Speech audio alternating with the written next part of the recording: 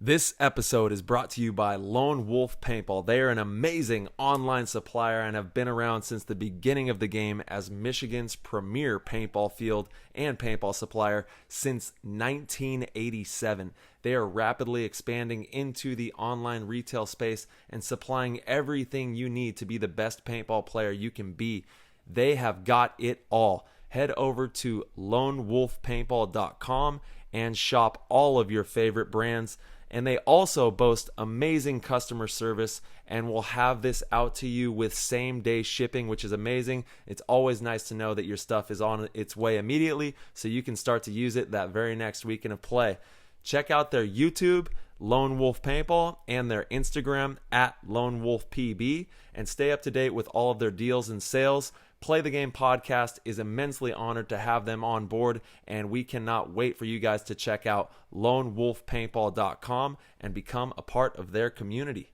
Breaking news for NXL Mid-Atlantic Major. This episode is brought to you by HK Army, and they are showing major love to the NXL participants by offering $20 cases of paint to anyone attending the Atlantic City event from June 20th to the 23rd. And that means any teams, regardless of sponsorship, can get Level 5 exclusive tournament paint for only $20 a case, and the new pink shell yellow fill formula is on point. Houston Heat shot at all event in Texas and was one of 3 teams to go into Sunday 4-0, and HK Army is doing everything that they can to make paint more cost-effective for you in Atlantic City. All you got to do to reserve your paint is email my dog, Leopard King, Chad Yaya Boucher, at chad@hkarmy.com to let him know you want $20 cases of paint in AC. Once again, CHAD@hkarmy.com. Email him right now. Do not wait. Reserve your paint before it's gone. What's going on, PTG Nation? Thank you guys so much for tuning in to episode 255. We have none other than Nick Slowiak of Chicago Aftershock. Their team will be competing on Thursday in the Lone Star finale, along with Tyler Harmon and Houston Heat and 8 other pro teams. We got a lot of action. We tapped in on how the practice went and got a good read for how Nick is feeling heading into this weekend. So without further ado, we're going to hop in the show. That was an insane inside move by Marcelo Margot. Great communication. And the crowd starts chanting Harmon. Great shot by all the guys. So Tyler Harmon saved that game. He came out with 2 wins. Marcelo Margot was on fire.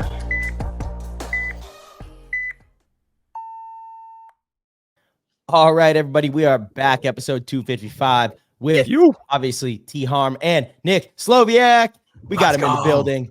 I feel like it's been way too long. My brother, Nick, how we doing? We're doing good, my friend. How are you? Fantastic. Yeah. Excellent. Doing amazing. It's good to Yes, see sir. you guys. Absolutely. Everybody had a nice long weekend of practice. Yep, you know it. I think at least for Tyler and I too, it was nice and hot in Texas. Oh, baby. Woo! How was it up by you, Piping. Marcelo? How hot? 98 was what it said on the phone, 110 in the car, and I think the turf they measured at least 154. Oh yeah, the turf gets smoking. Yeah, we were up in Sacramento and it was cooking up there too. We were in the 90s. And I remember one of the points I was in the corner. It was a random layout. So we kind of switched the layout each day. And I want to talk to you guys how you guys structured your practice going into this one. Obviously, you both are still competing on Thursday on the Texas layout, see who can win the NXL Lone Star Open, and then making the switch over to the blind layout. But one of the fields had a little W in the snake corner and was a longer point. And it was like halfway through, I'm about to run off the field, like there's like no move on my side of the field. There's a 1-on-2 on my side. I'm like, God, can one of you shoot me or can I shoot both of you quickly? Like my feet are cooking. Danny's cleats completely melted apart. So the bottom part of it was completely off, it was crazy. Yeah. These summer hot months, man. We call it the griddle. You're on the griddle out there, out there on the griddle cooking. Yeah, how was it going out there with X Factor, Nick? It was good. The temperature was hot. The balls out of X Factor's guns were hot. I heard about that. Good news What? travels fast. What happened? Yeah, so look, and I thought about this too because I knew the story was gonna come up before I came up, before I drove to my office. Yeah, there's like as much as we all are like friends, associates, like, past teammates, former teammates, whatever. There's always going to be, it's my team versus your team. And like, when you go on the field, it's going down. It's on, you know what I mean? And so at one point on Saturday, we did fairly, again, and trying to, you never really want to measure your wins in practice, but when you're doing well, you feel good, right? You want to build off this. You can't just say, hey, it feels good to win. No, why are we winning? You build off that. But we were getting shot with some paintballs that were pretty hot. Like, it hurt. Zooming. I got a good zinger here on my, it was one ball from Axel, and I was like, yeah, that hurt. So, and hey, look, it is hot, and paintballs will swell, but Todd went over there, and there were some guys shooting, a line of guys shooting in the 320s, and it's just like I know when my gun is shooting hot, and it was fun to pick on Axel because like a older story is with Brian Greenspan was on the Houston Heat team, right? So this kind of curves into both of you. Houston Heat, I was on that team, 2013, Ryan Greenspan dynasty. And we play the Tauntauns in the finals in Germany, and we're beating the brakes off them. Like a minute 3 left in the game, we're up by like 4-1, and all of a sudden Chad George can't make it to the first bunker on the snake side, like 2 feet off the box, 5 feet off the box, right, 10 feet, and we just are getting this shit kicked out of us all of a sudden, and pandemonium, penalties. Regardless, they win in one of the, I feel like one of the most cheated matches I've ever played. No way. Break it down. What happened? Like, what happened? Axel was shot, called and put his hand up. And in 2013, you put your hand up, you're out, walked out of bounds, went back in. There was, a lot of crazy stuff happened. Yeah. That, it's been a little over 10 years now. Anyway, the thing that stands out to me is the very next tournament is Riverside. Mm-hmm. The Tauntauns got suspended. And the Tauntauns get fucking DQ'd from the tournament because they play Aftershock, and Rob Velez catches a heater. And Axel tried to say in the pits there that it was only one gun shooting 350. And I was like, I'm pretty sure there was more than one gun shooting 350. 350? Yeah. And so I was like, well, think about this then. If I play back to what just happened a month ago in Germany, we couldn't live anywhere. Like, we were, and it wasn't like, oh, that hurt. It's just, we were just getting, like, you'd step out off the bottom. Yeah. Right. And then this happens. Like, I wonder if those guns were shooting hot in Germany too. Probably were, because it was just night and day change. In any case, some of the X Factor guns were shooting hot. I was a little pissed because I have, in probably the last 5 years, have never had to shoot below an 8.0 bore. In this practice, my paint, GI 5-star, shot great, but was rolling through an 8.0. So if I had a 7.8, I would be using it. Like, this was the smallest tournament paint I've ever used, and it was rolling through it. So to hear people say, oh, well, the paint was swelling, I was like, yeah, we're shooting the same stuff. It's, come on. Like, you just be a professional. You know when your gun's shooting hot. Just turn it down. Yeah. How many of them were shooting hot? 4 out of the 5. And once people saw that they were getting chronoed, like, some people just, didn't chrono, didn't play the next point. Wait, did they say, hold on, I'm not going to chrono. No, don't chrono me. Well, I mean, just conveniently, like, you see it. I mean, Todd is Todd Martinez, and he, like, was vocal about it. And he's like, yo. Even on Sunday it happened. Thomas Kim's pod got blown to pieces, like, hole punch through it. And he just walked over there and put it on the table in front of Alex Martinez. He's like, come on. And he chronoed somebody. He said the player, and he said they were shooting 310. Like, which that is like, look, I'll give you in the realm. Like, I always want to ride the line at 300. I would like to be there. And again, given where you're playing in hot temperatures, and if you don't, you shut off the brake, you don't change your paint out, it's going to cook in your pod and it could swell.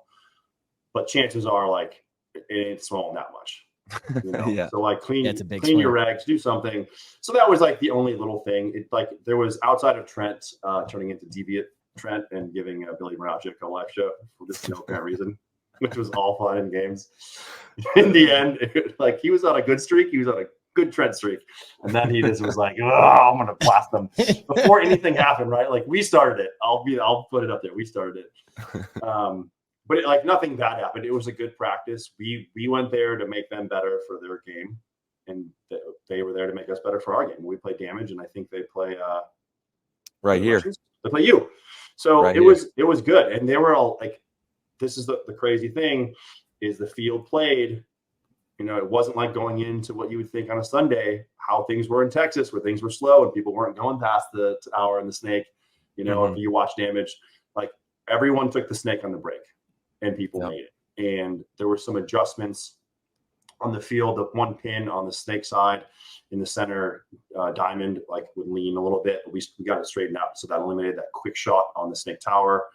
Yeah. But yeah, everyone, I mean, the percentages that people were making it were there. We're good. Yeah, I'm so curious to see how it plays because in Texas, you know, when we go to the NXL events, it's on grass. So the lay of the land makes all the difference in these shots on the break, you know, and just kind of the way it was at Texas, that shot was kind of there. But if we get to Atlantic City, depending on, you know, where the bunkers are, if there's a little hill somewhere, if there's a little hill at the start station, you know, you might not be able to make it again. Now in Portugal, people were going to the snake pretty much every single point. It was so hard to shoot. And so I think a lot of people watch that and are like, wait, why aren't we doing that? You know, right. Well, that's what both Todd said, because they're coaching Shock EU. And like, it was completely different. Right. And that's how it played at X Factor. It was so much faster than I remember the tournament being. And I almost lost my eye. It was great. That was insane. You see that little clip?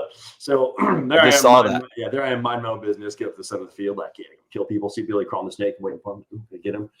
He calls me out. I'm in the center brick, so I immediately go move up to the snake wedge to shoot him.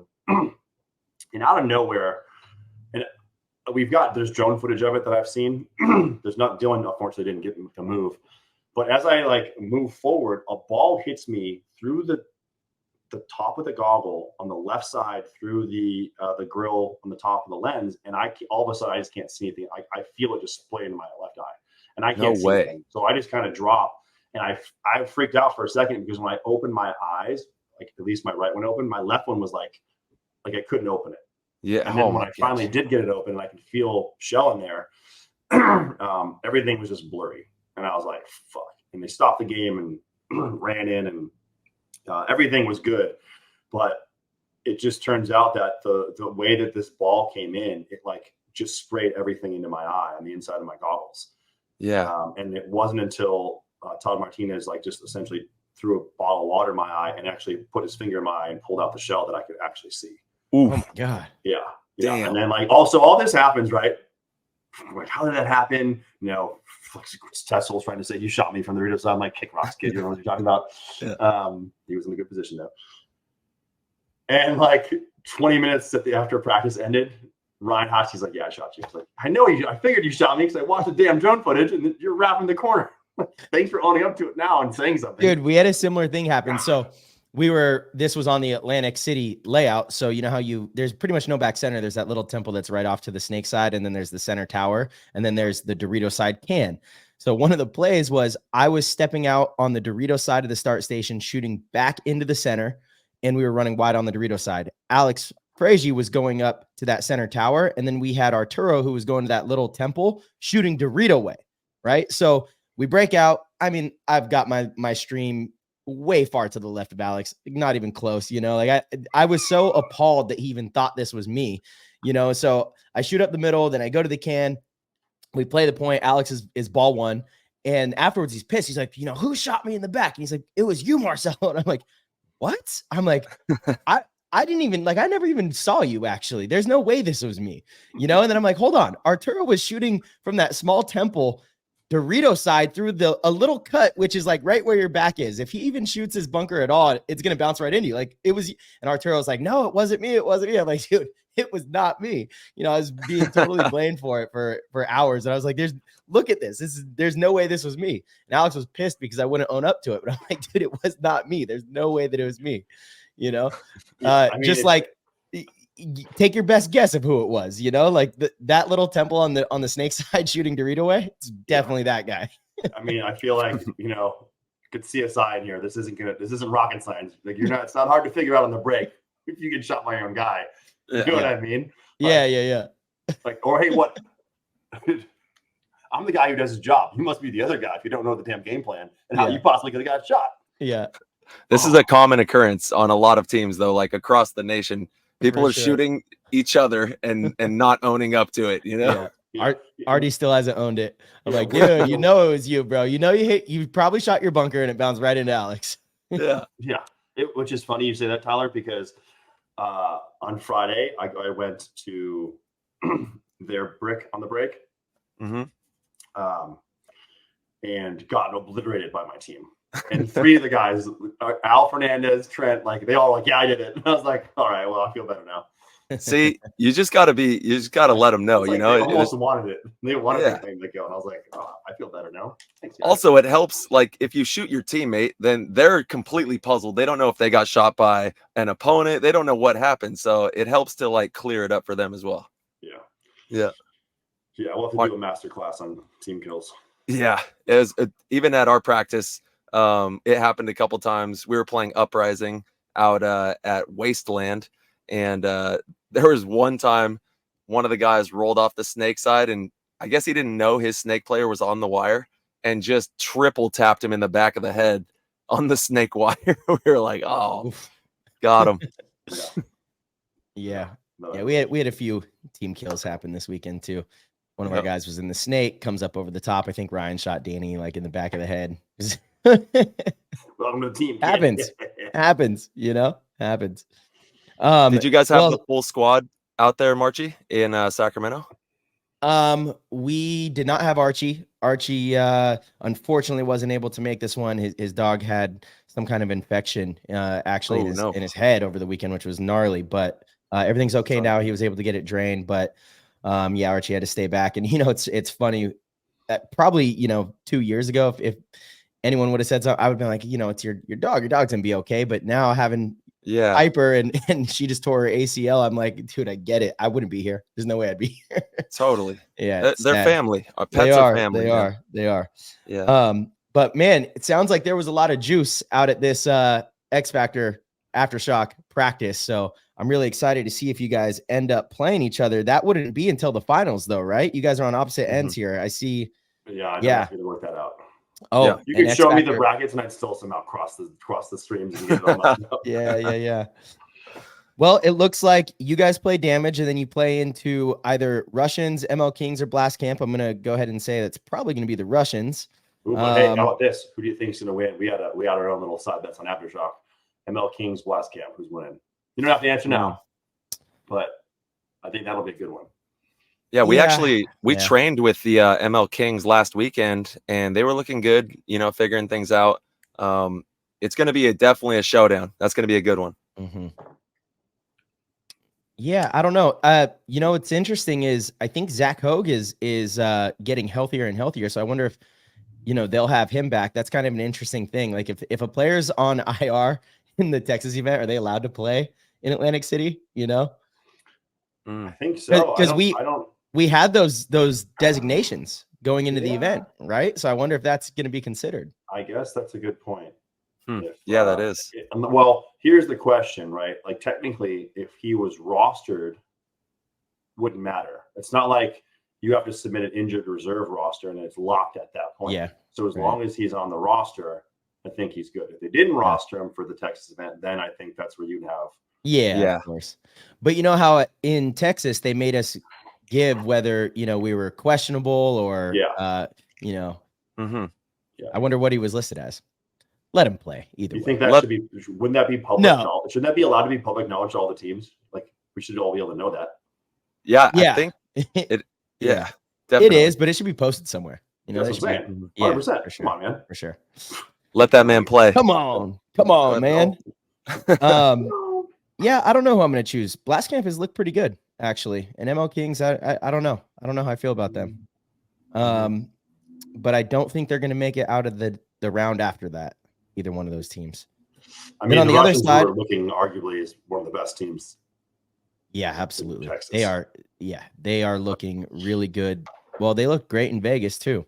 That team is playing really well. J-Rab has been a huge pickup. Malloy is on fire, and he's playing this field incredibly well.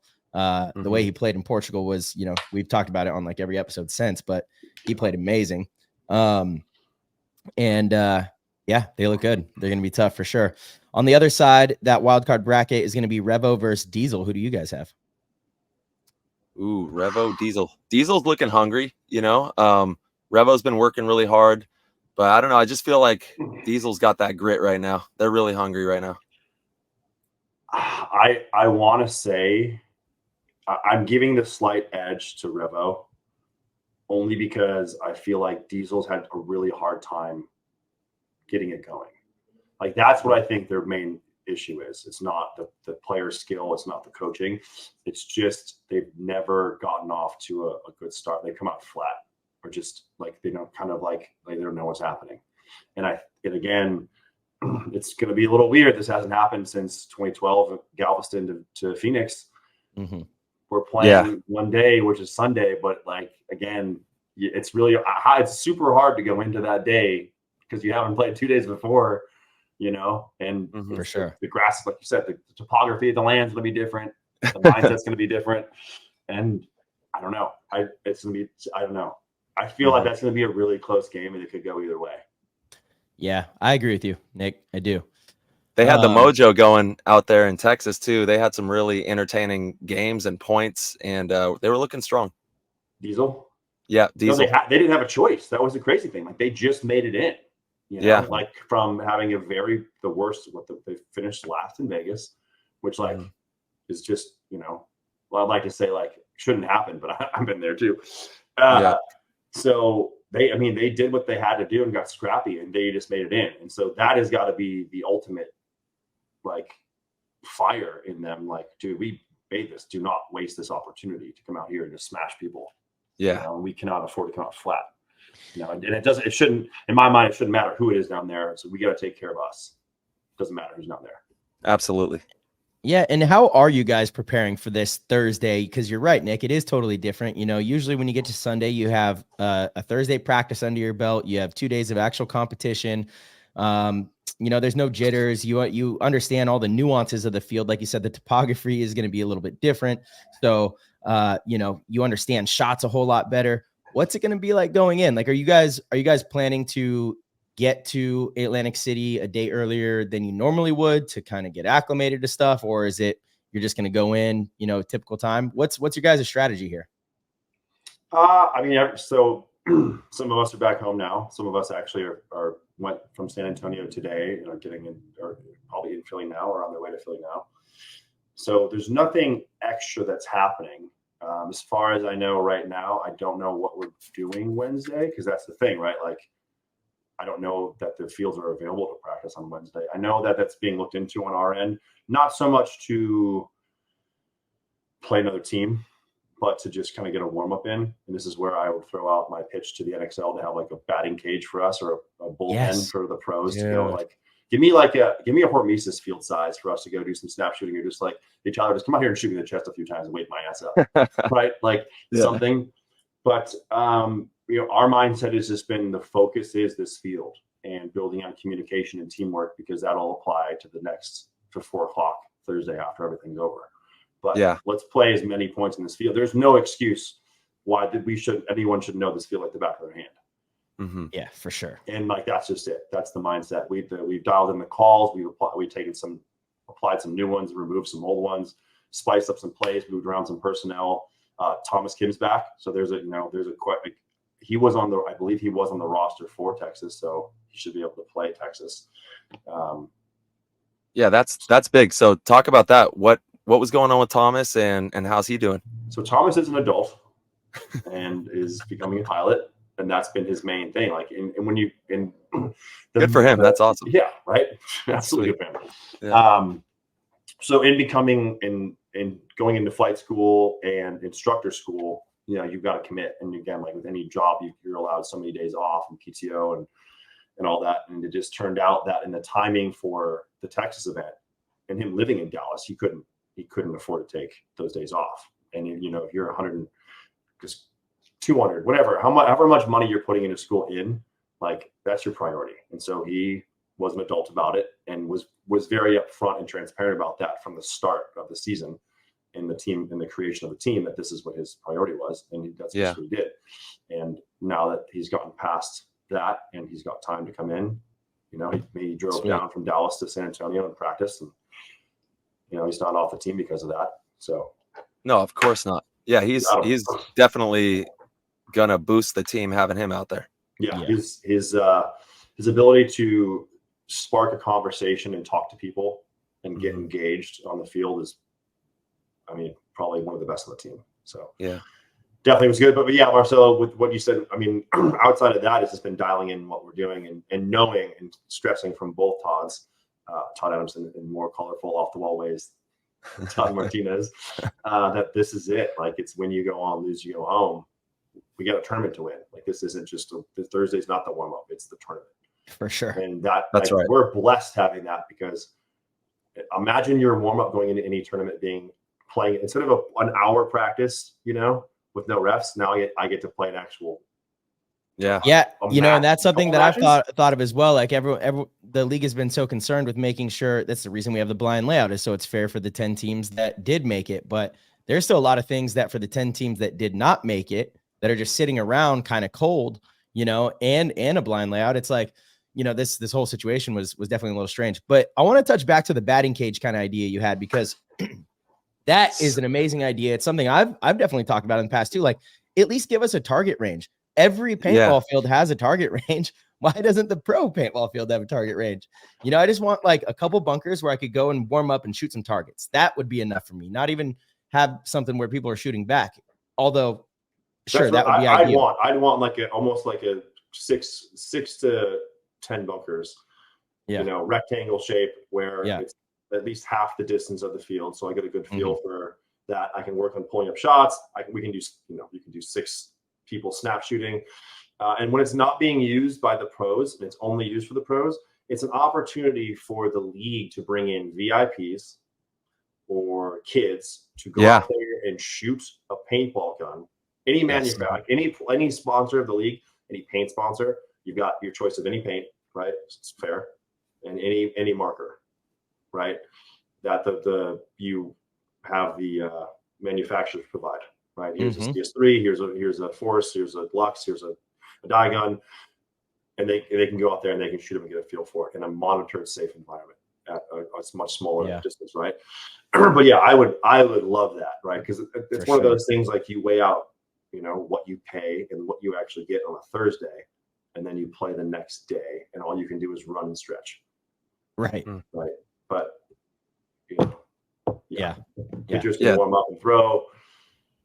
Yeah, that'd be an awesome thing for us to have. And now, you know, ESPN's gonna be out there filming. It'd be kind of cool to show players warming up, shooting their guns. Like, that should be part of the, you know, road to the finals kind of thing that they're gonna have going on for Atlantic City. Yeah, it's just a cool extra step. I feel like it wouldn't cost a whole lot. You know? Yeah, I mean, I understand. Yeah, hey, look, it's, if you logistically with the space, sometimes that could be tough.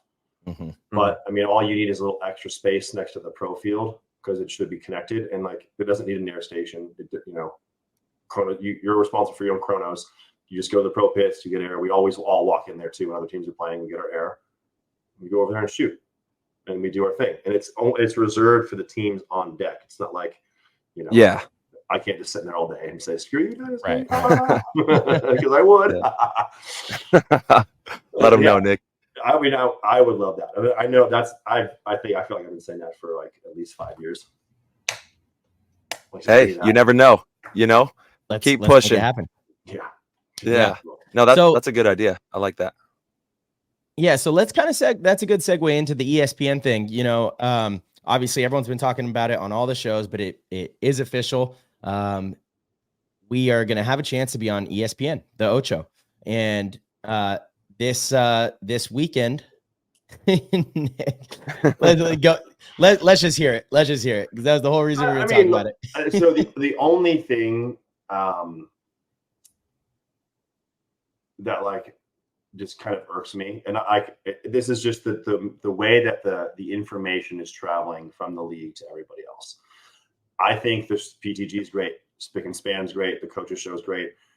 And I've had this conversation with Jason, but when there is league news happening, I want it in an email explained to me from the league, from the NXL. And I want Tom Cole to go on the NXL's social channels and do a video with someone from the NXL, Jason. Like, there should be, in today's day and age, with what everyone's doing, it's not hard to figure out how to get this information to people and make it clear.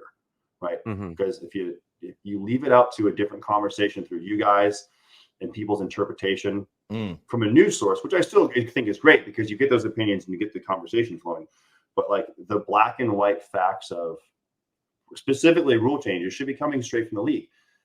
Jason said, Jason's example, which I thought was good, was, if you want to read articles or learn about things, where do you go? And I said, like, well, the NFL. Like, if I was involved in fantasy, I went there just for scores and stats. I wanted just the numbers.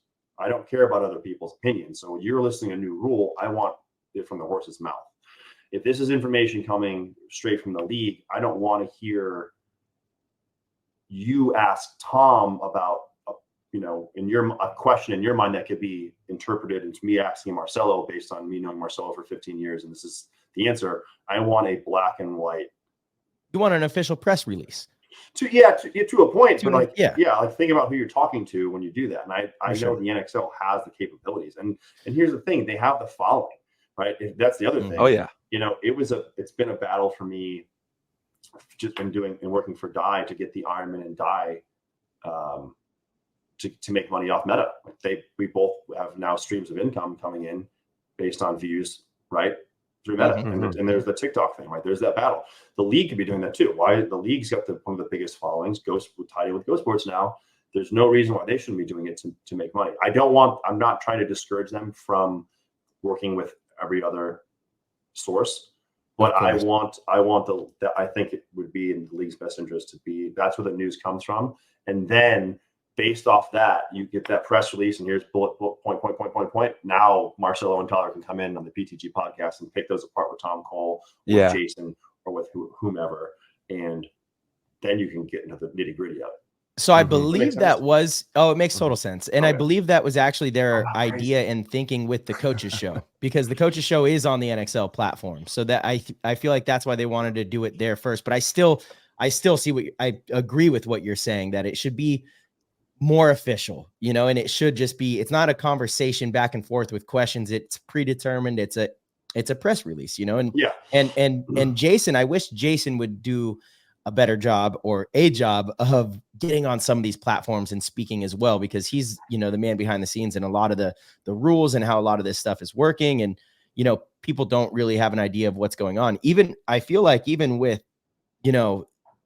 the information of this is going to be a blind layout for the pros, this one, and how we're going to, where do you even go to see that? I can't go and find that anywhere. It's all been word of mouth.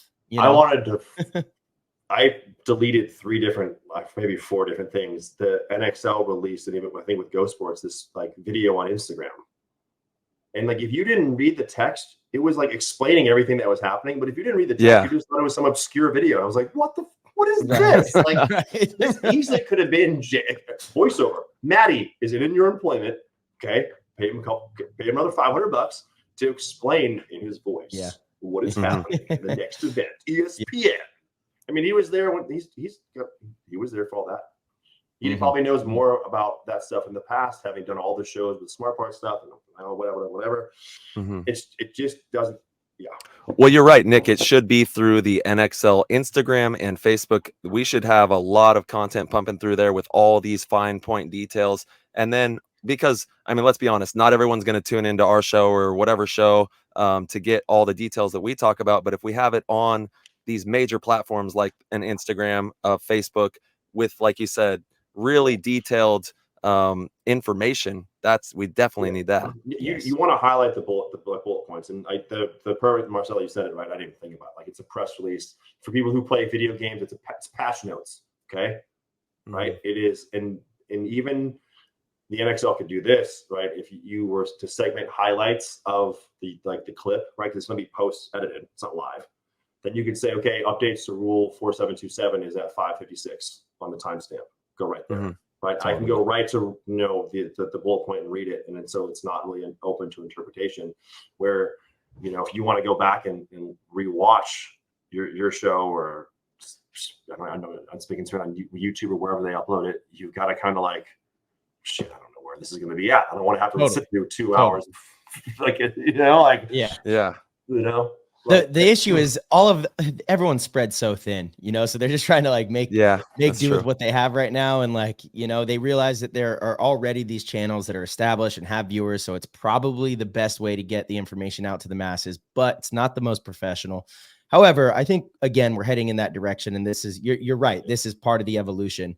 And that is kind of the next step. Because I've thought that so many times. I'm like, man, I wish there was just like a more formal, like Roger Goodell, he is the one who releases information. He's the commissioner. He's the one that, releases the information on rule changes or pretty much anything that's going on in the league. And that's official. You're getting straight from the horse's mouth. There's no ambiguity about it. Like, you're not listening to any color commentary. I mean, it's the same thing with news. Like, I don't like watching opinion-based news. I just want facts of the situation. I can form my own opinion, but I don't want to be misled to kind of believe something. Yeah, which with you and you saying that, I think it's spot on. And in my mind, all Jason and Tom have to do then is take between you two and Ryan and Kyle, the four of you, and say, hey, look, we're going to give you guys the facts. You don't want your opinion on it. You guys read this. We'll have our NXL team, right? We'll go back and forth between announcement and who gets to handle it. And you guys put your suits on and you do your SNL. You sit there and you read the facts, and then they post it on the flipping NXL page because I don't want to give facts, dude. I just want to give my opinion on stuff. You're the first to know, so then you get to formulate your opinions right after that. Yeah. Hey guys, we got the juice. Here's the official NXL announcement. Yeah. 2 seconds later, we're live on PTG. Yeah, here we go. Boom. No, I like it. I think having a more official channel like that too. I mean, let's propose that to them. They're like, oh man, another job for us. Well, I know Jason does want. I talked to him quite a bit, and God bless Jason for putting up with everything he has to in between 14. That's real. Yeah, he's always taking the time to go through and eat all that stuff with me, and he's always open to the conversation. I do know that he does want to have something done by the NXL. Of course, show bi-weekly, something done. But again, it is the bandwidth. It's how far are you stretching people? And the question I would have there is how integrated then is he then with Go Sports and the resources they have to kind of put this together? And, well, hey, I'll be the first to say we're here to help. If they ever want to message us and we could put it up on our socials and blast it out through the airways, all these details. That's what we're here. I would almost say like that should be a point. Like, you look at your breakdown here. You've got the PTG logo, you've got Lone Wolf, and you've got HK. There's the NXL can easily subsidize this and put an NXL logo on there. And there could be a segment at the end of every PTG spick and span coaches show. There is and it's again, you do a show a week, right? Yeah, there is a 5-minute at the end of every show, or to tune in at the end. You scroll to the last 5 minutes of the show because you hate the guest, Nick. That's on. Who cares about this guy? You scroll to the last 5 minutes, and it is straight NXL or industry news. Yeah. Right. And that's just the update from them. And if there's nothing, then there's nothing. Hey, guys, we haven't heard anything. These are the topics we're waiting to hear on. Obviously, our opinions because we speak about it almost every time. Tune in. We're waiting. Hopefully, we hear from Tom Cole soon. And if it's something that happens right after, all you got to do is record a 5-minute thing and you put it up there. Mm-hmm. And you're done. Yeah. No, I really like that.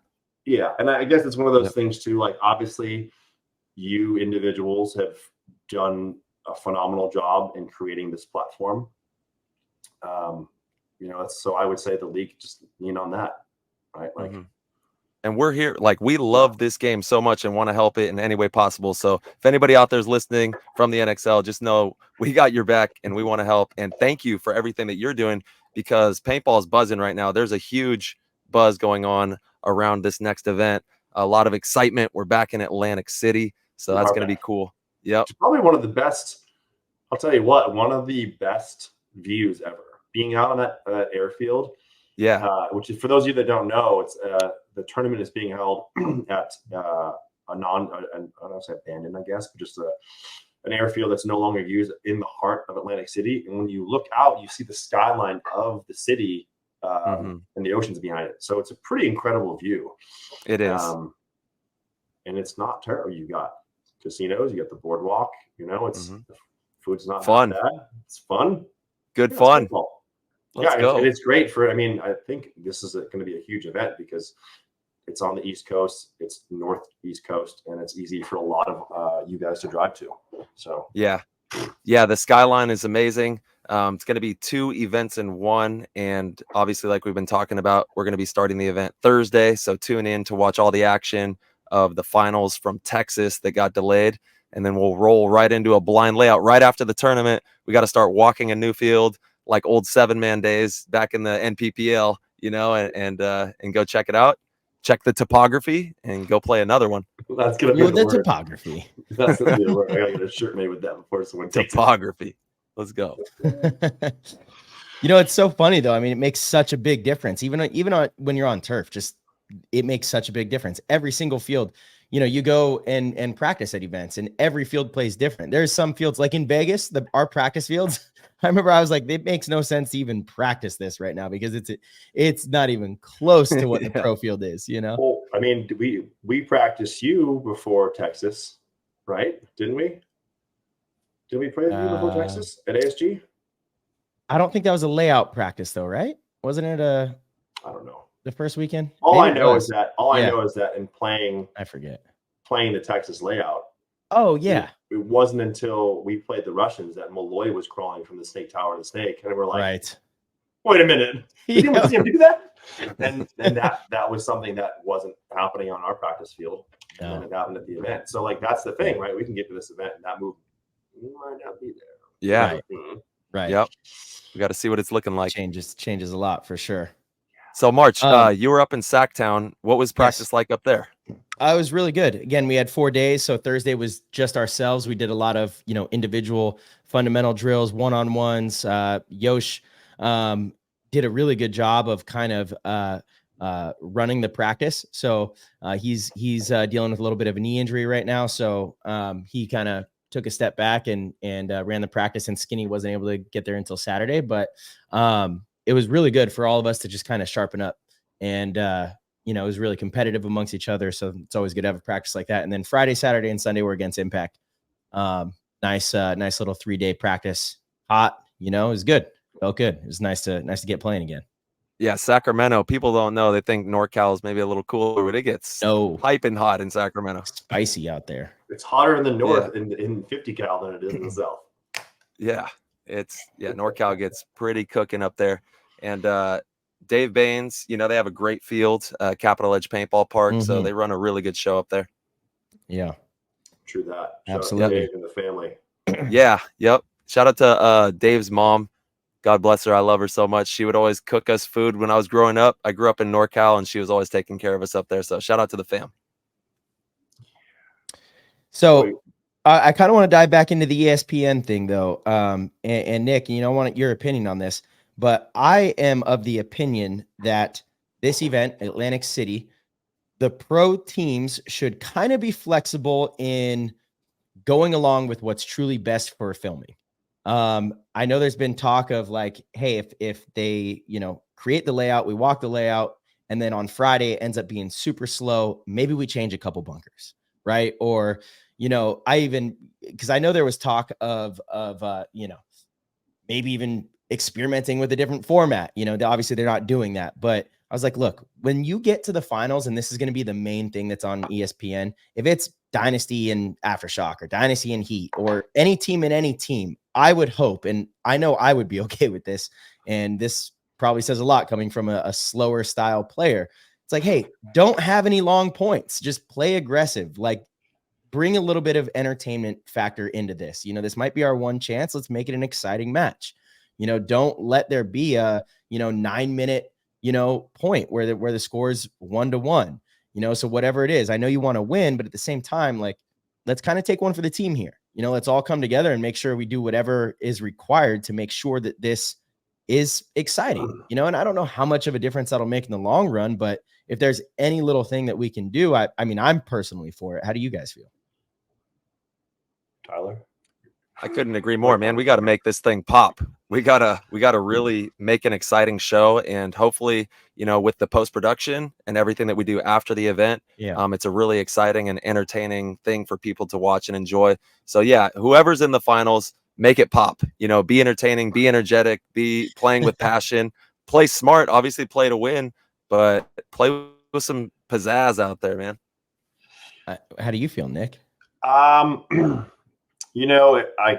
there's several things that pop in my head, and I think would just take a roundtable discussion. But I don't agree with changing the field at all. But what I do, if you think back to World Cup, what did we do before World Cup? We tried a different little thing, right? Yeah. So in my mind, if we're talking about the biggest threat to it being boring to watch on national TV, it would be a rule would have to be implemented at X amount of time.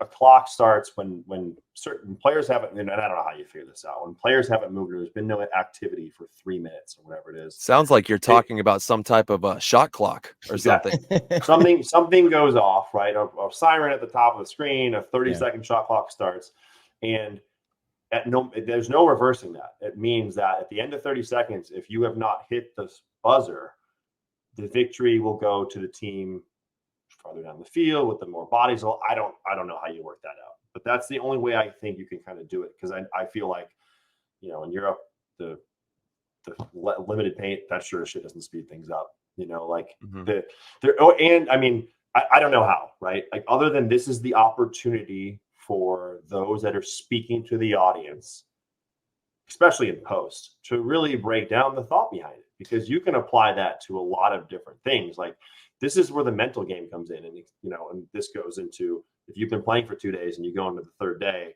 on Sunday, you made it that far, and you've already played 2 games, or you're in the finals, you played 4 games, who knows how many, you're tired. This is where you got to be mentally sharp. And it's about the consistency.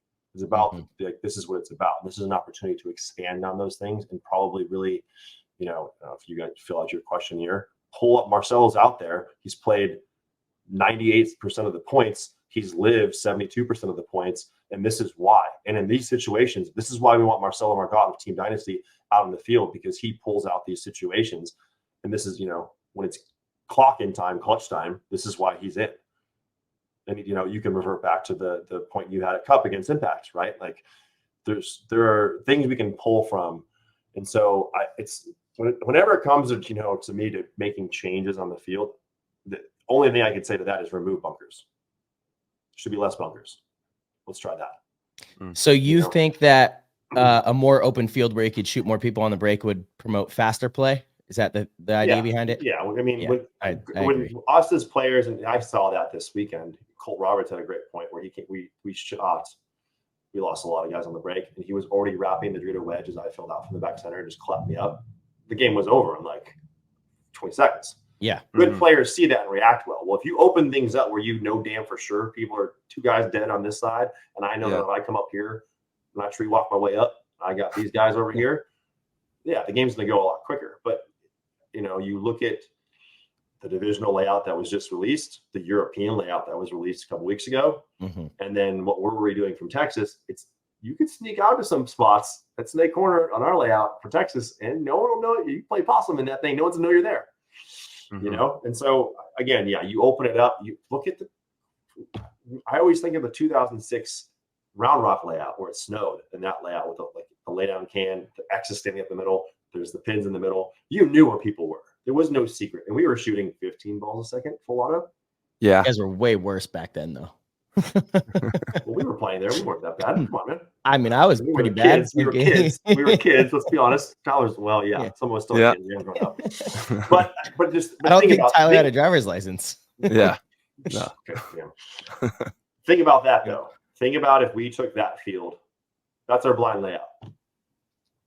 And we had to play that at 10, at our skill set with how much we've matured, the younger kids in the pro league now. So I'm going to go back to my idea again. You guys are both parents. You guys are both dads. Happy Father's Day, by the way. Happy Father's Day, Tyler. There you go. Happy Father's Day to you and everyone out there. Happy Marcelo, Father's Day. Maybe you got a kid out there. Happy Father's Day. You got a dog. No. Yeah, exactly. I did get a Happy Father's Day from Piper, which was pretty lovely. But what do they say, right? You don't usually get the result you want when you punish your kid for doing something wrong. It's better to reward them for doing the right things. That's usually how you get the best out of people, is you entice them to continue to do the right things. I mean, am I wrong with that? Or is that kind of, I'm not saying that you should never punish your kids. We don't have to take it literally, but my point here is my idea has been for a long time, reward people for fast points. So if a team scores a point in under a minute, it's worth 2. And so we actually experimented with a few different things on Sunday against Impact, which was really cool. Bart was out there and he's like, hey, let's try a few different things.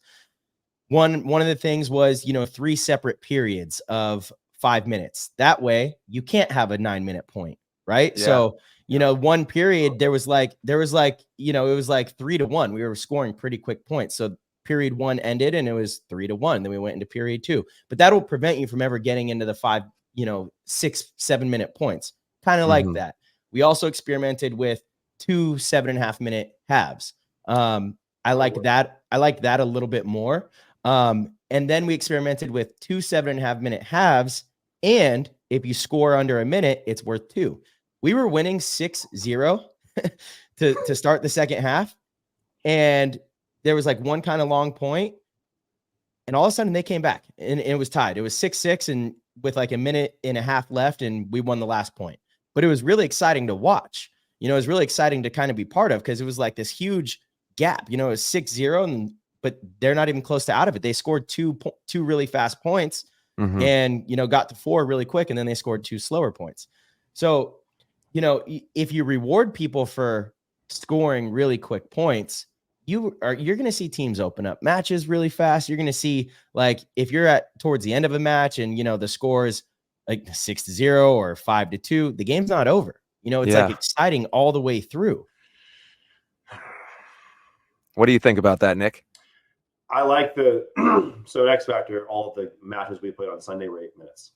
Right. And the argument from Ryan and Dixon were like, because I said, give me a 15-minute match. Like, he's like, well, if you start with 8 minutes, you get into the thick of things faster. I'm like, well, no, you really don't. Like, we're true. Think about what we're here to do. Right? I don't need to get in the thick of things. Right? We're going to choose with 8 minutes on the clock. We're going to choose to go out here and just play this way consistently, like just fast and run certain things. You still learn them. I'm not here because I haven't played this layout before.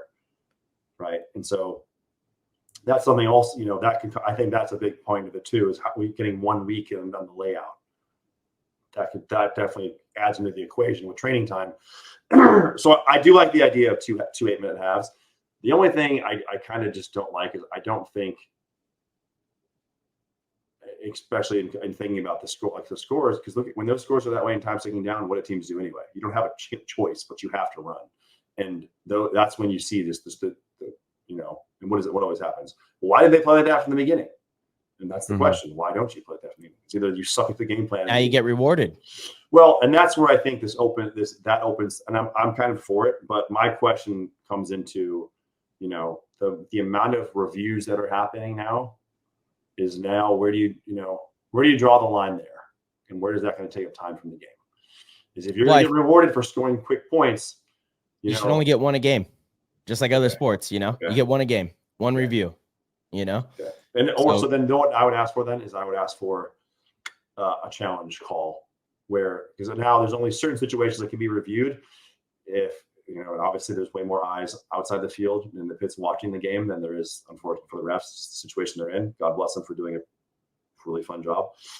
I would want that tweaked a little bit. So I think it's definitely doable. And I would argue, based off this conversation we're having now, let's do that at Cup. Let's do that mini tournament at Cup. Let's try that. Especially if Bart's already doing stuff with you guys. I don't see why in Chicago before that we can't try another day or like 2 hours of let's try this thing. Let's build up from it, right? Let's not just hey, Cup's here, let's do this. Yeah, for sure. We definitely have to try all of this stuff. My biggest concern with the 3 5-minute periods, or I like that a lot more than I liked the first ideas that were being tossed around over the last couple of weeks, which are like a 3-minute kind of shot clock, if you will. Or I just thought that was too close, because to me, one of the worst things that you could have happen is you're opening up the potential for there to be a 0-0 game.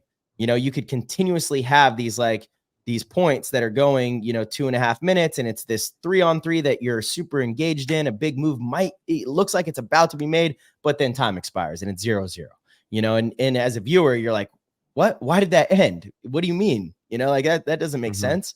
That was just getting exciting, or it looked like it was going to get exciting. And now the score's still 0-0. Like that's boring. Yeah, well, I mean, that's I can speak to that this weekend. It came down to 60 seconds left. It was a 3-on-3, and I told Ryan, "You got to get down the stake. I'm going up the center. Yeah. You got to go." Mm-hmm. You know, so and that's I don't know how many teams practice those drills. You got to go. It doesn't, whatever happened, it just scores 0-0. You need to win this point. There's 60 seconds left. And at least, and again, there was just an idea I threw out there. There has to be something that incentivizes people to make moves. Right. And in commentating games like you guys have with Maddie up in the booth, especially in divisional and even in the pros, how many times have you seen it? Not even coming close to the finals yet. People don't move at 60 seconds. Yeah. What's going on? Yeah.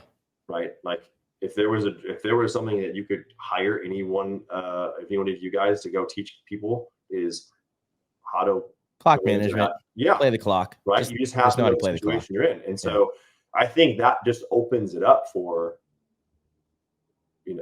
just the amount of shenanigans that'll happen.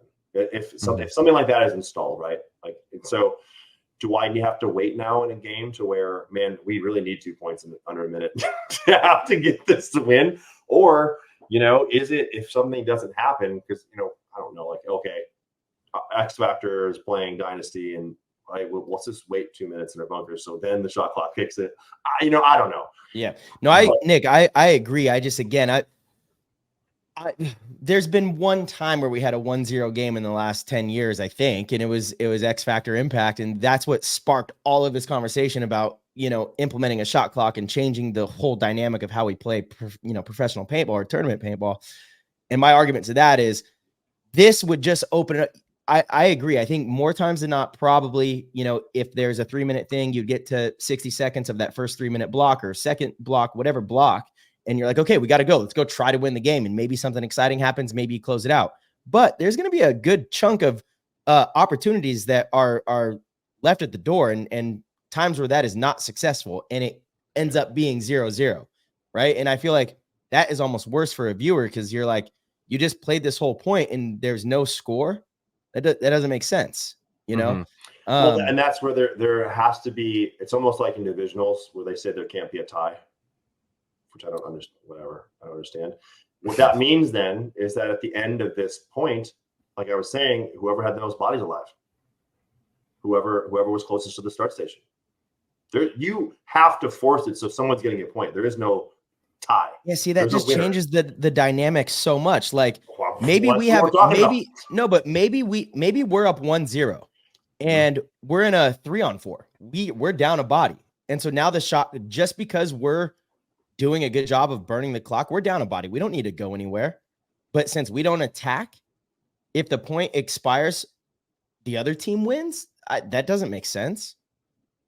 Now we're like talking about completely shifting the way the game is played. Right. Which again, that's why I said, like, just the I can't even think of the word I want to say. Stream of conscious spitting things out. Like this is where I said you have to have a roundtable discussion. For sure. If you again you write these things down, the points, things you think could do, we could, any one of us at any practice that we have before a tournament or before there's a long break between now and Chicago, this weekend in Chicago, the league could step in and help subsidize a practice, a major pro practice at a field, wherever it's at, and have a handful of pro teams come in and test out these things. And it would be easy for us to get content. It'd be easy to boost things up. It'd be really easy to invite an ESPN crew out there to film that stuff and get some other things going, and it can be used however. Yeah, we're still in the thick of it, like right now, in terms of paintball and trying to, we talk about the product of paintball and how it's going to look on television. We're really in the thick of it, of figuring out what it is that we need to do to make this thing as entertaining as possible for a viewer and still hold true to the roots of the game, and I wouldn't doubt that paintball is probably going to look different, way different in the next 5 years, when we start looking at what that looks like to make it as entertaining as possible and not have 12-minute points. We had a at World Cup when we played X Factor, it was 0-0 and we went to overtime and beat X Factor in overtime for a 0-1 score. I don't know. I don't think that's the most entertaining thing for people to watch. So we got to find a way to really captivate and make it go and make it move. I don't know what that looks like. Like I said, we're still trying to crunch the numbers and see how to do that. But the fact that we're having the conversations and everyone's working so hard, that's where we want to be. Yeah, and I'll say this: open conversations that other people are aware of. It can't be happening behind closed doors. To a point. There's a point where you have to, because you don't want all that white noise coming in. But especially when you tap into divisional teams, divisional coaches, people have been doing this for a long time. People who aren't even involved anymore that started the NXL, and you get some input that'll just get ideas flowing, and again, put it on paper, pick some of those ideas out with the people that are out there now, and then take that, throw it against the wall and see what sticks. Yeah. We can all speak to that. I remember 2012 World Cup, Houston Heat played Dynasty and X Factor, and there's a reason why there was an overtime rule involved, because I think the overtime against Dynasty or X Factor was like 30 minutes. No one had air left. No one had paint. It was stupid. It was dumb. At least we won. It was awesome. But, yeah. Well, I really hope that they incorporate some type of microphone. I think it's so necessary for anybody watching paintball to kind of get into the quarterback's helmet, to get onto the field with the players, to understand the verbiage that's going on and the connectivity that goes on in paintball, because that is a large percentage of the game, and understanding what is actually happening is being able to kind of hear those comms and watch the players work together and move down the field together. Yeah. I do think the NXL has done a great job with their Go Sports. In the booth, being able to draw, like whoever, I can see his face. I can't think of his damn name. They've been crushing it with that. Showing that, especially, if you want a reason to kind of purchase a VIP pass at the NXL, to be able to see that on the big screens in the VIP booth, that helps out a lot. You might not always get the audio. I don't think they're playing it because you might hear it on the video side. Yeah. But that's really cool. Yeah. So the telestrator. Yeah. Baby steps. Yeah. I don't know. What else you got? I'm fired up about this. Play. Yeah, let's go. Yeah, the telestrator's been huge. They've done a phenomenal job just showing people what's going on, where the lanes are, what they're looking at, the channels of movement that are going to happen off those lanes. And that's huge. That is huge developments that we've seen. And I'll say this, maybe unpopular opinion. I do think we just need to do a better job of just catering to the people watching. Yes. Right. Like, yes. And it's easy for me to get, I guess just like kind of over it listening. Sometimes I've watched games and just turned off the audio because I just want to watch what's happening, right? And think, why is Tyler making this move? Why did Archie go this way? Even though I should know, but if we can do more play-by-play, I think that would help. And it's almost like it's like we have the FM version of the webcast and we need an AM version of the webcast where it's just the radios talk about the hit, the play, the positioning of the people, why they're doing that. I think that would benefit a lot of people too at home that maybe just don't know or are trying to tune in to learn. Yeah. A lot of information that would come out of that. And you're right. You would, if you have a really good person, and shout out to Maddie, Rich, everybody that does the show. But you're right. If we had, like you said, they're doing the entertainment, keeping things moving with the show, and then having like a play-by-play where like almost like baseball style, where they're like, I'm listening to the radio. I can't see what's happening. I need someone to be telling me in my ear. Yeah. The comms. Right? It would be like if you guys were, if Marcelo was juggling right now and Tyler, you were snap shooting, but I can't see it. And I'm listening, and I hear this all the time. People say that they enjoy your show because they're at work. Their job is a driver for Amazon and they're listening in. Absolutely. And so all they have is it's your words and their magic building off that in their mind. Yeah. So that's kind of, I think, would be a nice thing to have for us. Well, maybe that's an easy thing too, is that's a post-produced where someone comes in and just kind of watches the match through what was recorded and just speaks to it. Even like there could be someone out there listening right now that could do that and create a show just like that, where you do a live stream and you're doing play-by-play breakdown alongside the tournament as it's happening. You'd probably get a lot of people to tune in and listen to your play-by-play. If they can't watch it, they can they know they can tune into your show and get that breakdown and see the field through the audio. Yeah. I mean, And again, I guess the obvious thing is too, that when we start playing on Friday, how many people that aren't there are working on Friday that want to tune in and can listen. That would be great. That's awesome.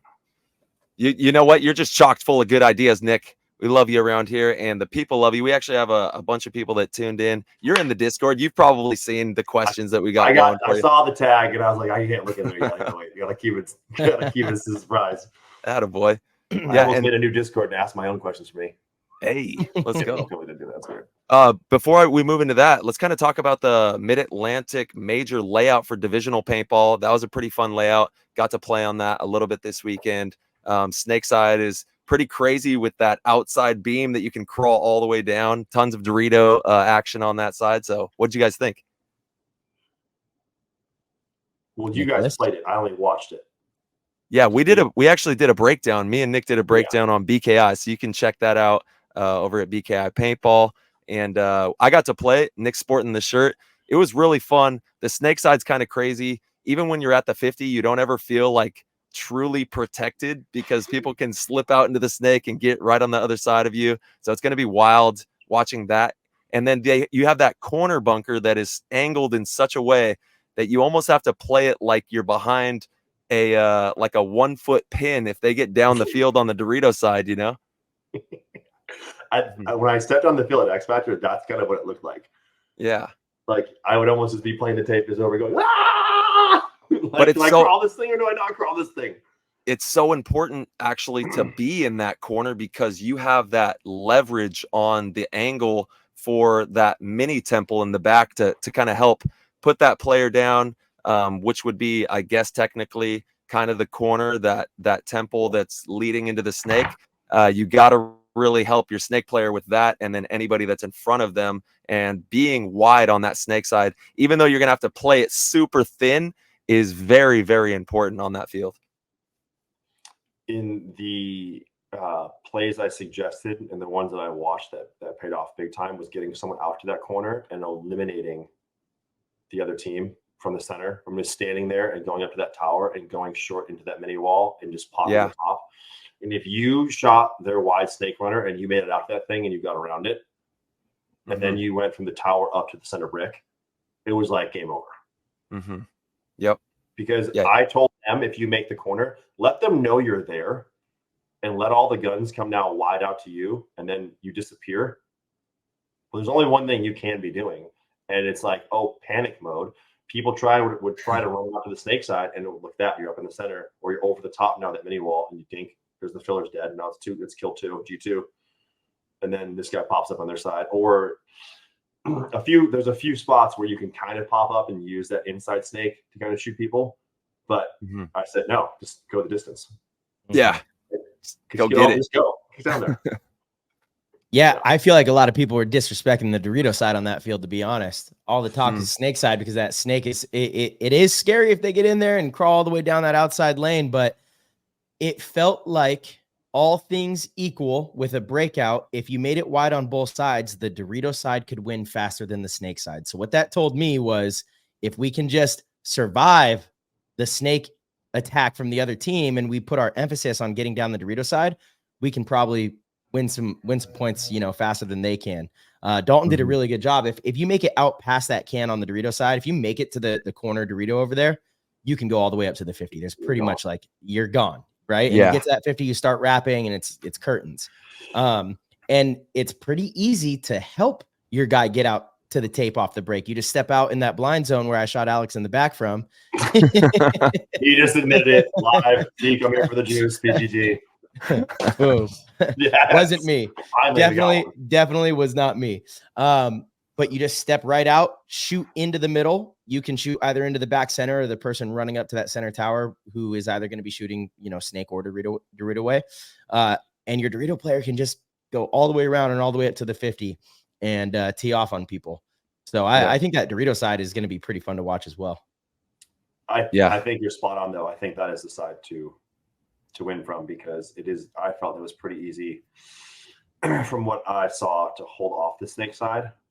And you just could just go down the Dorito side and through the center. Absolutely agree. And just tear people up. So, I mean, I guess that beg the question before we get to Discord, like, how close do we think our plan layout will be to that layout? Yeah. Well, there's no reason for it to be, though, because that field's not even going to be set up on the pro field. I'm just saying though, like he could take the whole Dorito side from that field and just if you want an advantage, it's one of the 10 teams not playing. If you practice this layout, there's nothing saying that the league didn't come out and say it's going to be a blind layout. Not one, there will be no matching bunkers on the pro field to what you just saw divisionally. Like I would like to think there's going to be, there's going to be a but they have no reason to. You see what I'm saying? Like, because of course they do. It's easy. They know how the layout's set up. Jason tested it. It's a good layout for divisional, right? Let's make half of the field be the snake side of the Dorito side from the divisional one. And if you practice that field as a pro team, you might have a slight, you know what I mean? Like, well, what do you mean it's easy? Because they haven't it's easy for them to do. Like the league, they have a layout already set up. Like they've already made one. All you have to do is tweak it. That's what I'm saying is easy. It's not just saying, oh, hey, shit, now you have to create a whole new layout. Whenever the decision was made to make a blind layout, they already had, I'm going to think about this. They probably already had the divisional layout, our layout set for the event. Now, I just don't think it's that much more. I'm saying he has to make up a whole new layout. I would 100% take aspects of the divisional layout and incorporate it into the pro layout. Only if I heard, which maybe he is, that, one of the sides played really good or really fast, then maybe. Otherwise, I don't know. I see Jason, he's going to try to do something that is really TV friendly. So whatever that means, but there's no, because people were originally, I'm not saying this is what you guys meant, but people originally, they're like, well, they're going to, try to have it similar so they don't have to change that many bunkers. And we're like, well, wait, that layout's never going to be on the pro field anyway, the Atlantic City layout. Because the divisional teams aren't going to be on the field on Sunday either. Correct. So. I'd be surprised if it is reminiscent of that layout. I think they're going to do something unique for television, something that'll look captivating and look entertaining as well. And airfield. Yeah, who knows? They might be, mixing a bunch of bunkers together that we bring it on. Yeah, bring it on. We are going to see. We're going to see very soon here. All right, let's hop into the Discord questions. We got Perka Dirk. He says, "Happy Father's Day, Nick. You're a legend." Shout out to Perka Dirk. And Mark Paris is wondering, Nick, can you walk us through your process for cooking the perfect steak? Damn. Well, it depends on the cut. Hey. It depends on the cut. If traditional, if we're thinking about a porterhouse or ribeye or filet, my go-to is reverse searing. You can't mess it up. If you really want to knock it out of the park, it really comes down to the internal temperature of the steak. Bluetooth thermometers are cheap on Amazon. Order one. It's got a cord that runs into your oven. 200 to 250 inch thick steak.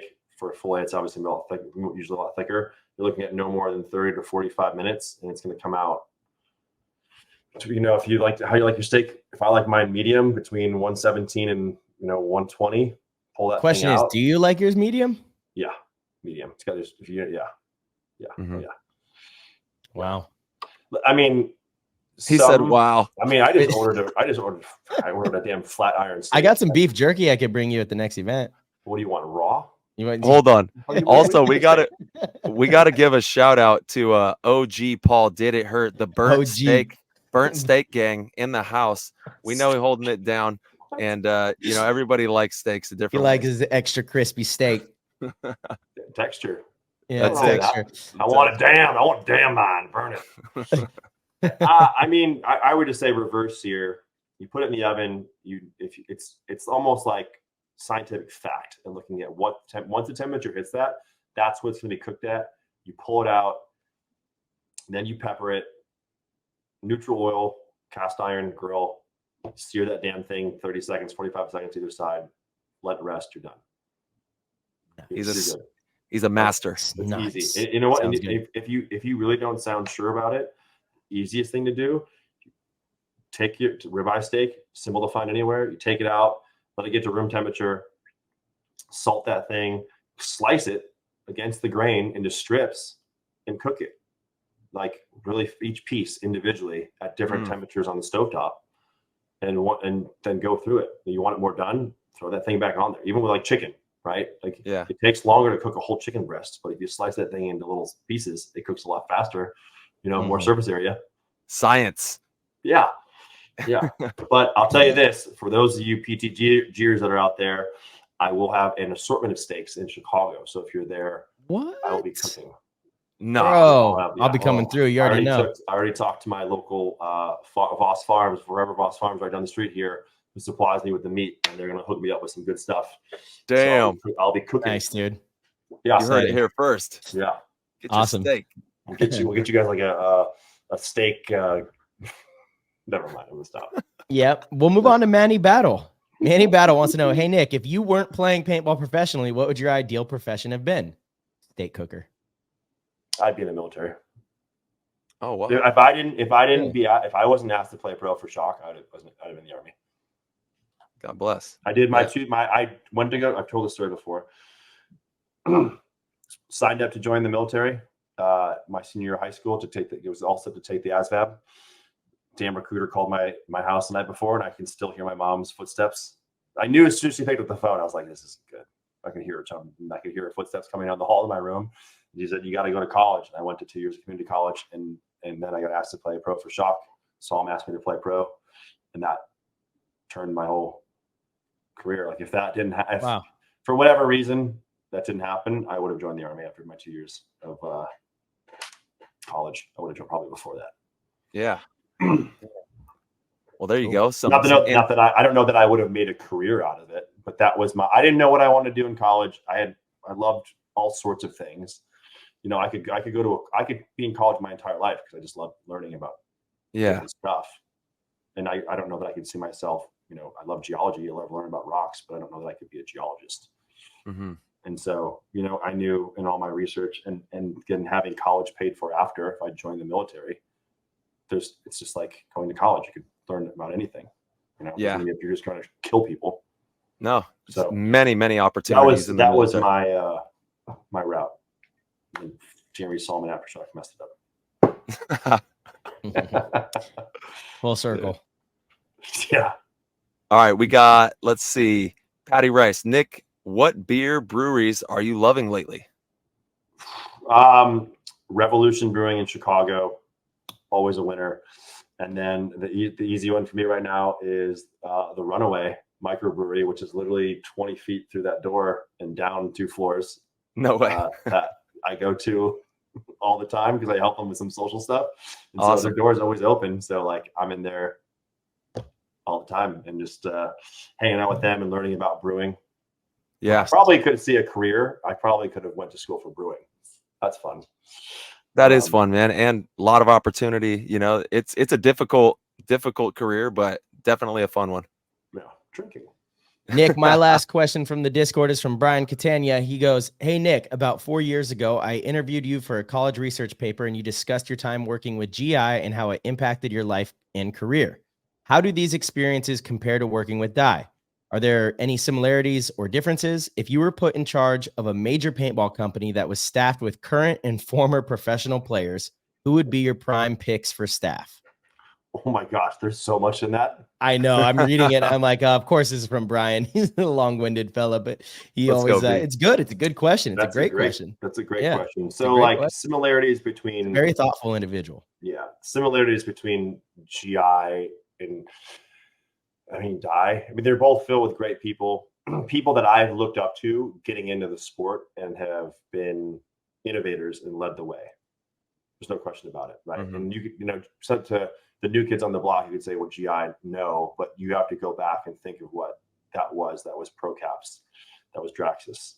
You know, Opie and Richmond have been doing that for a long time. Billy Saransky and John Rathman from the PMI side of things coming into that.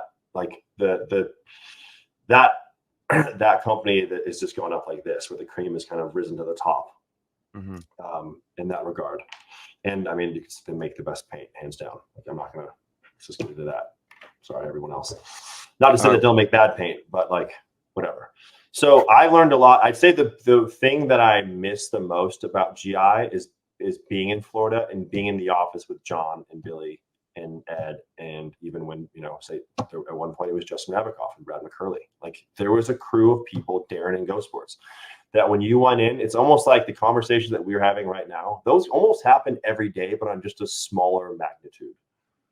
Because obviously people are working. And so I miss being able to go in there and have those conversations. And like, I didn't have to, when I first started working for Pro Caps and GI, I had Pat O'Toole and Jeremy Salm and Mark Zabowski and some others in a shipping warehouse. So it was different. And then everyone kind of split, and I was doing my own, going back to school, do my own thing, blah, blah, blah, blah. But then I got to move to Florida. Then I worked independently, and it sucked, you know. And then moving to Florida, and then to Richmond's there, like you heard so many stories, and for sure. And just in the end, being completely saturated in the paintball lifestyle for me, it was like a kid in a candy shop all the time. Yeah, you know? that's our life. It's what we love to do. I loved it, right? Like Billy Saransky was just still like kind of like, I looked up to him on Aftershock. He's my boss. Like, there were so many cool things with that. And when it comes to Die and having that history with them joining Shock and being a Die team and getting to know Chris and Dave and Billy Wing, Wes Wong, and a handful of others, and coming into that and how welcoming they've been, the beauty of that is, like, as much as I wish I could live in California to go into the office, because that facility is phenomenal and there's so much potential there to do stuff that wasn't available at GI. Mm-hmm. We have weekly Zoom, video meetings all the time, and I've got screenshots on my phone that I know I can't share. But we're laughing, right? Because people are just doing stupid off the wall stuff that makes it feel like you're all right there. Mm-hmm. And so, like, that's a blessing too. That at any one time I can call Billy, I can call Chris, and we can have these discussions, and I can go straight to the source for who's designing the guns and has tech questions, can help me out. Who knows all the ins and outs of the the stuff that can't be taught. I can't, with Chris and pricing and team deals and everything and all the other things that Die does that's not paintball related. There's at any point, don't ever not call. That those doors are always open. Yeah. And so it's a really awesome thing. Now, what's the last part of that question is if you could build? Yeah, if you could build your own team. Yeah, what would current and former professional players, who would be your prime picks for staff? Yeah, no, we wouldn't get anything done. But you know what? If our only job was content creation and marketing, then yeah. But like, so who are you taking? Well, let's just say the three of us, and we'll add Spick. There we go. Let's go. That's our 5-man team, and that's our shipping and that's our shipping. Who was the other two? I was clapping. Spick and okay. Band, right? I just nailed down the best paintball shows ever. Right? Boom. And Let's then go. like we can handle shipping and receiving and and marketing, as long as there's cameras running like at all times. We're good to go. Run it. Yeah, Megatron. Man. Megatron. I mean, look, I've been blessed too with having Ferdinand from Medify Air and his other things in my life that have shown me things outside of paintball that business works differently in other areas. And I think that's some of the things, like, if you come into paintball from the player side and not having, say, worked at a store or sold people stuff, it's not the same. It's easy to, probably 10 years ago, it was easier to hire paintball people. And I think there's a thing, the testament to that too, is that a lot of people that have worked in paintball, be it at a store or a manufacturer, is because they love it. Like, they're dedicated to it. They live it. Absolutely. But that doesn't mean that they're the best for the job that they're handed to. Like, definitely a time at GI, media and social, like, probably shouldn't have said some of the shit I said, but like, I cared. Like, I thought that someone needs to say something, To a point, it's the same thing with Die, but like, I've tried to be a little bit more reserved in that regard. And I have a different team of people that assist with that in their roles. So it's made it easier for me.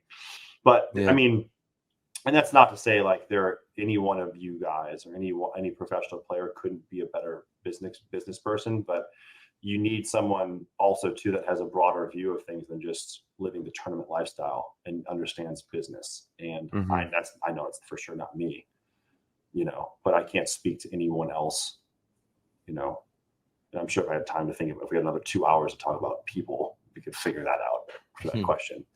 But yeah, for what is needed in today's businesses, you could hire any one of you guys to do social marketing content. And if you're given a blank check to do, oh my God, it'd be awesome. Yeah, it's one of the biggest components of a successful business. You gotta have that nailed down. Yeah. And Nick, thank you so much for taking the time to join us here, chat with us, and tap in with the Discord members. You're always active in the Discord too. Thank you so much for being a part of the community. We love you, brother. Yeah. Yeah, Nick, appreciate it, brother. Excited to watch both of you duke it out on Thursday. Pretty excited to see who's going to win Texas. Yes. Yeah, yes, we all are. A lot of good paintball to be played. And then hopefully we can hop back in the competition on Friday. You don't have a choice. You better. Yeah, I appreciate it, guys. Keep up the good work. You too, brother. Thank you. Yeah, for all you guys back at home, always listen to PTG. Let's go. And get involved in the Discord, because there's very few places, like you want to take a knock at spick and span, like unless you're persistently typing in the chat or making donations, your questions won't get answered. So in the Discord, if you're not familiar with it, it just allows you to have discussions not only with Marcelo and Tyler, but with everyone else that's involved too. And I can guarantee you that there's a very high chance that your question will be asked to the guest. Without a doubt. As long as it's a good one. Yeah, we got Max Holloway's in the chat now too, so you could even hang out with Max in there. It's insane. Yeah, it's popping off. Wow. Well, hey, you guys be safe, and we'll see you guys on the East Coast. Everyone, safe travels out to Atlantic City. We'll have some fun cooking up, and we'll have a great post show coming up next week. Awesome, man! Can't wait to see everybody. Peace. Yeah, let's go. Peace. All right, everybody. Thank you guys so much for tuning in and listening. If you enjoyed the show, please head over to ptgpaintball.com, click the orange Patreon link in the corner, and support the show. We greatly appreciate it. We have tiers as low as $1.99 a month. That is nothing, guys, and it'll give you access to the Discord, where you get access to the players chat and get to mingle with the entire PTG community. We have tons of different pros in there. Tyler and myself are very active, and it's an amazing way to support the show. We also have amazing other tiers. If you want to be one of the best, want to be a GOAT, sign up for the GOAT tier. It's the greatest way to support us, and each month we do a private live stream show, one-on-one kind of thing, to where it's just the GOATs, and Tyler, myself, will bring in some special guests every now and then, but you get to ask us questions in real time, live on the air, and you get lots of inside juicy news that we don't share on the show. So, as always, we will see you guys very soon.